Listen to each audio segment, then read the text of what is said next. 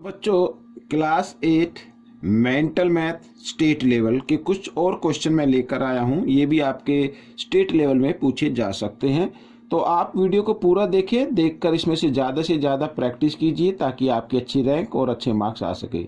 आइए करना शुरू करते हैं। देखो बच्चों, क्वेश्चन नंबर यहाँ पर मैंने हालांकि फर्स्ट है, ये 4 लिखा हुआ है, कोई दिक्कत नहीं है। कि क्या कहता है, how many diagonals does a regular hexagon है। डायगोनल के नंबर फाइंड आउट करने हैं, और नंबर ऑफ डायगोनल आपको अगर फाइंड आउट करने हो तो आपको एक फॉर्मूला लर्न होना चाहिए, वो मैं इधर लिख देता हूँ, ठीक है ना। ये तो n, ये n का मतलब साइड से है n-3 और बाय में 2, ये फॉर्मूला आपको लर्न होना चाहिए। तो आप किसी भी कोई भी अगर आपके सामने पॉलीगन है तो आप उसके डायगोनल के नंबर फाइंड आउट कर सकते हैं। अब जैसे इधर लिखा है हेक्सागन, हेक्सागन में 6 साइड होती है। यहां पर मैं लिख देता हूं, हेक्सागन हैज 6 साइड्स, इस तरीके से, ठीक है। तो अब number of diagonal find out कर लेते हैं। तो n की जगह क्या लिखना, साइड लिखना, तो 6, और यहाँ पर 6 - 3 और बाई 2, इस तरीके 2 से इसको डिवाइड कर सकते हैं। 2 1 जा 2, 2 3 जा 6। अब इधर देखो बच्चों, 3 और 6 में से 3 और माइनस कर दो, यहाँ पे मल्टीप्लाई का साइन, तो 3 आ जाए, 3 3 जा 9। तो नंबर ऑफ डायगोनल कितने हो गए बच्चों, 9 हो गए, ठीक है। इस तरीके से आपको ये क्वेश्चन कर लेना है। आइए करते हैं क्वेश्चन नंबर 5, ठीक है, बिल्कुल ईजी है। What is the number of diagonal in a polygon of 12 side. अब ऐसा पॉलीगॉन है जिसकी 12 साइड है, उसके डायगोनल कितने होंगे। बिल्कुल आपको चिंता करने की जरूरत नहीं है, आपको सिर्फ फॉर्मूला लर्न रखना है और आप किसी भी पॉलीगॉन के डायगोनल के नंबर फाइंड आउट कर सकते हैं, ठीक है। नंबर ऑफ डायगोनल, तो यहाँ पर देखो n, ये फॉर्मूला आपको लर्न होना चाहिए, जो मैंने लिखा है ये लर्न होना चाहिए। तो साइड कितनी है, 12, तो 12 और यहाँ पर 12 - 3 और बाई 2 कर देते हैं, ठीक है। तो 2 से 2 1 जा 2, 2 6 जा 12, इस तरीके से। तो 6 और इंटू 12 में से 3 माइनस कर देंगे तो कितना आ जाएगा, 9 आ जाएगा। तो 9 6 जा कितना होता है, 54 होता है। तो यहाँ पर नंबर ऑफ डायगोनल आ गए बच्चों, ठीक है। इस तरीके से क्वेश्चन हो गया है।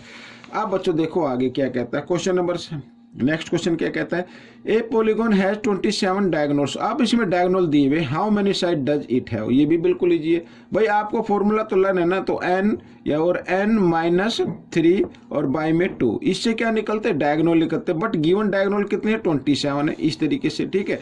अब 2 इधर किस फॉर्म में है, इधर ये डिवाइड में इधर आकर ये मल्टीप्लाई में आ जाएगा। तो इस तरीके से कर ले, तो n को n से मल्टीप्लाई करेंगे, n² और n को 3 से क्या 3n आ गया, और इधर ये 2 डिवाइड में, तो इधर आकर मल्टीप्लाई में आ जाएगा, और मल्टीप्लाई करेंगे तो कितना आ जाएगा, 54 आ जाएगा, इस तरीके से। तो n - 3n और इक्वल के साइन से ले आओ इधर 54 और इज इक्वल टू 0, ठीक है। अब हमें नंबर फाइंड आउट करना है, ये देखो लास्ट में और फर्स्ट में, ठीक है। ये माइनस का और ये प्लस का मल्टीप्लाई करें तो कितना आ रहा है, -54 आ रहा है, और बीच में यहाँ पर नंबर है गिवन है 3।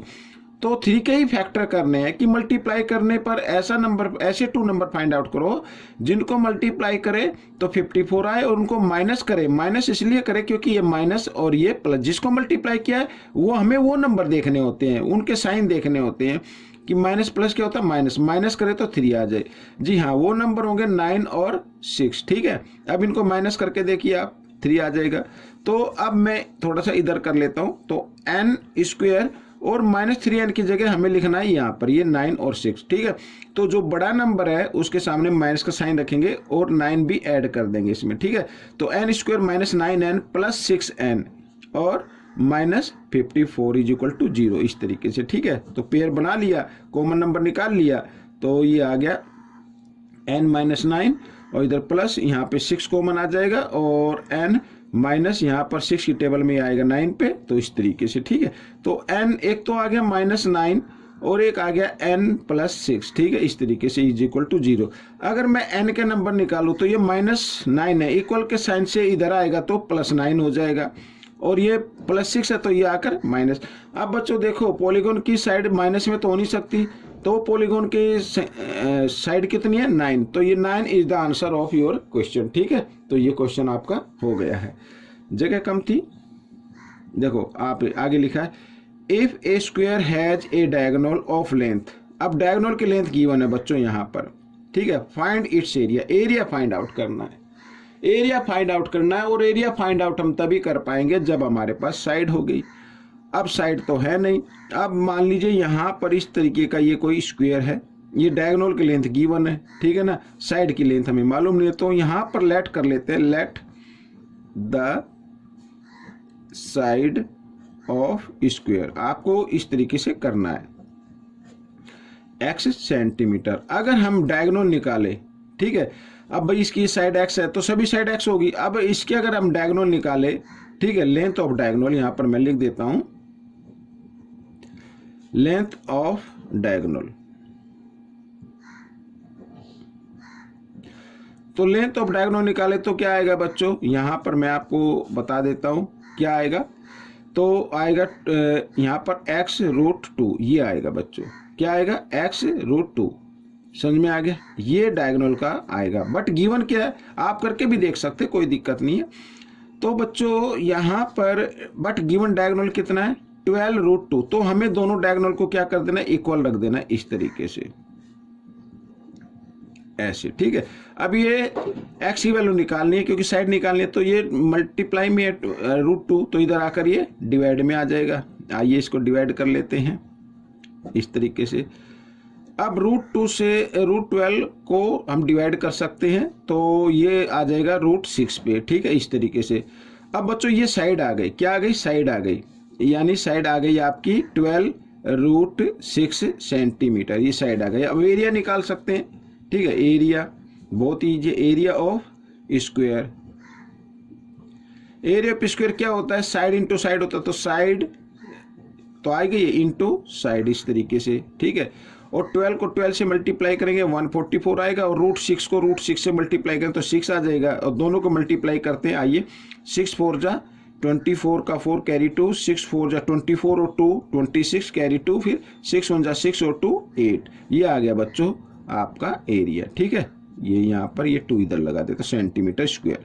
तो ये क्वेश्चन भी आपका सोल्व हो गया। अब हम करेंगे नेक्स्ट क्वेश्चन। ये देखिए, ये रहा आपके सामने, क्या कहता है क्वेश्चन, बहुत ही इजी है। देखे, in the given figure ABCDJ square, ये स्क्वायर दिया हुआ है, एंड OC, यहाँ पर OC जो है वो √8 है, ये √8 है, ठीक है। Find AB plus BC, find क्या करना है, AB प्लस BC, ये फाइंड आउट करना है। अब सबसे पहले बच्चों इसमें आप डायगोनल के नंबर फाइंड आउट, डायगोनल की लेंथ फाइंड आउट कर लिए। भाई ये √8 है तो ये भी √8 होगा, ठीक है ना।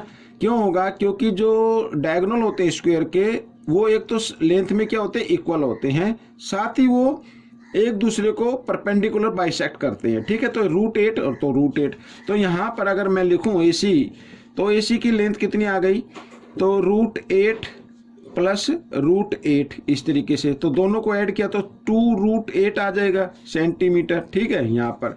तो ये आ गई आपके डायगोनल की लेंथ। अब यहाँ पर बच्चों हमें साइड फाइंड आउट करनी है, बिल्कुल वैसे ही जैसे अभी लास्ट क्वेश्चन किया है। तो यहाँ की साइड आप x मान लीजिए, इसको भी x मान लीजिए, ठीक है ना, सभी साइड इक्वल होती हैं। अगर हम डायगोनल निकालेंगे तो क्या आएगा बच्चों, इधर लेट, यहाँ पर कर लेता हूँ, लेट साइड ऑफ स्क्वायर, ठीक है, इक्वल टू x। अब डायगोनल अगर हम निकाले तो वो आएगा बच्चों किस तरीके से, ठीक है, मैंने बताना x√2। ये देखो, कोई भी साइड हो उसके √2 में लगा देना, एक साइड लेके √2 लगा देना, वो नंबर ऑफ डायगोनल आ जाते हैं। अब यहाँ पर ये डायगोनल आ गया। अगर आप चाहे तो बच्चों बेसिक तरीके से भी आप इसको निकाल सकते हैं कि पाइथागोरस थ्योरम का यूज करते हैं, AC स्क्वायर इक्वल होगा AB square plus BC square, इस तरीके से भी आप इसको निकाल सकते हैं, ठीक है ना। आइए करना शुरू करते हैं। तो भाई ये डायगोनल ही आया, बट इसमें डायगोनल जो दिया वो ये है, तो दोनों को हमें क्या कर देना है, इक्वल रख देना है। तो इस तरीके से ये देखो, ठीक है। अब 2√2 इधर मल्टीप्लाई में इधर आकर ये डिवाइड में हो जाएगा, या तो आप यहीं पे कैंसिल कर सकते हैं। √2 से यहाँ पर ये कितना आ गया बच्चों, 2 से अगर इसको डिवाइड करेंगे तो कितना आ जाएगा, 2 4 जा 8, तो ये आ जाएगा। और जब परफेक्ट ये रूट के नीचे 4 आ गया है, ठीक है ना, तो 4 का परफेक्ट स्क्वायर नंबर होता, स्क्वायर नंबर है ये, तो 4 का स्क्वायर रूट क्या होता है, 2 होता है। तो इसकी जगह हम क्या लिख सकते हैं, हम इसकी जगह 2 भी लिख सकते हैं इस तरीके से। तो 2 2 जो कितना हो जाएगा, 4 हो जाएगा, 4 सेंटीमीटर। अब ये भी 4 सेंटीमीटर है, ये भी 4 सेंटीमीटर है। हमें जो लेंथ निकालनी थी वो निकालनी है A B plus B C. तो ए बी भी 4 आ गई और बी सी भी 4 आ गई, तो कितनी आ गई 8 सेंटीमीटर आ गई। ठीक है, इस तरीके से कर सकते हैं, या फिर आप इसको सोल्व करके भी आप जो डायगोनल की लेंथ है उससे भी आप इसकी साइड आप फाइंड आउट कर सकते हैं। ठीक है, तो ये तो मैंने बताया इस तरीके से। आइए करते हैं क्वेश्चन नंबर 7। तो क्वेश्चन नंबर 7 क्या कहता है, देखो, what is the sum of all interior angle of hexagon. Hexagon के सभी इंटीरियर एंगल का सम क्या होगा।